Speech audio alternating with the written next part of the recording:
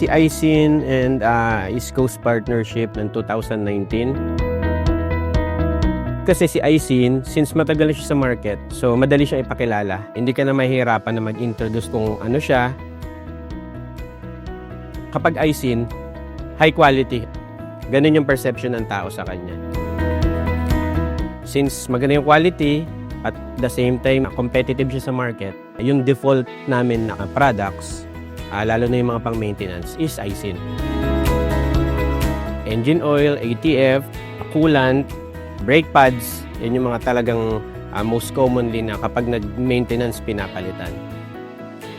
Yung price natin, competitive. Kapag naghanap ang client is high quality pero mura. Na-meet ni Aisin yung lahat ng requirement na yun.